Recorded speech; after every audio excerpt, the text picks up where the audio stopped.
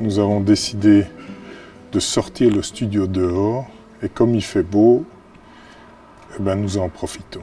Alors, manque de chance, plus il y a du soleil, plus c'est nécessaire d'avoir de la puissance. Donc, les lentilles, les parallèles beams sur les Ledzilla apportent un vrai plus et permettent une sculpture de la fleur comme on peut rarement la voir. Donc, quand vous avez la lumière qui tombe sur une fleur, elle tombe d'une manière très large.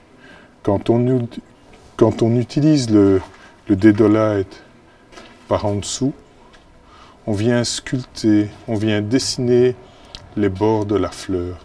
Quand on vient par l'arrière, on a de nouveau toute une sculpture. Alors, évidemment ici, j'ai voulu montrer qu'on utilise des batteries. Et ici, on a la moitié du système sur batterie et le reste sur secteur. On a dû tirer un câble d'une 15aine de mètres. Mais j'aurais pu tous les mettre sur batterie et aucun problème. Ah ouais. Voilà.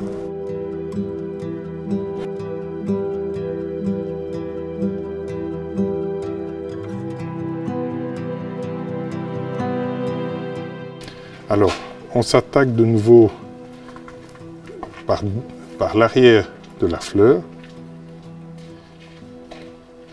Toujours le même système. Je coupe la lumière avec ma main.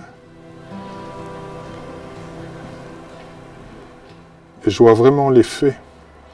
Alors ici, avec l'orchidée, forcément, comme elle pousse comme ça, avec différentes fleurs en cascade, je vais avoir de la lumière et des ombres partout. Donc c'est le but, c'est pour ça que j'ai choisi cette fleur, parce qu'elle est particulièrement découpée.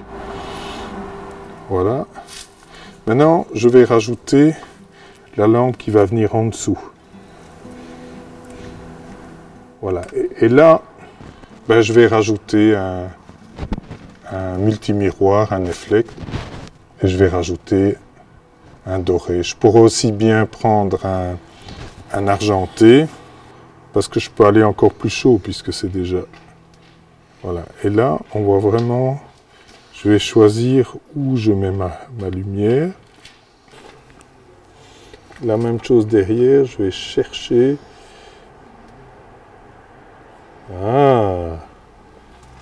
Et là, je commence à voir quelque chose de plus sympathique.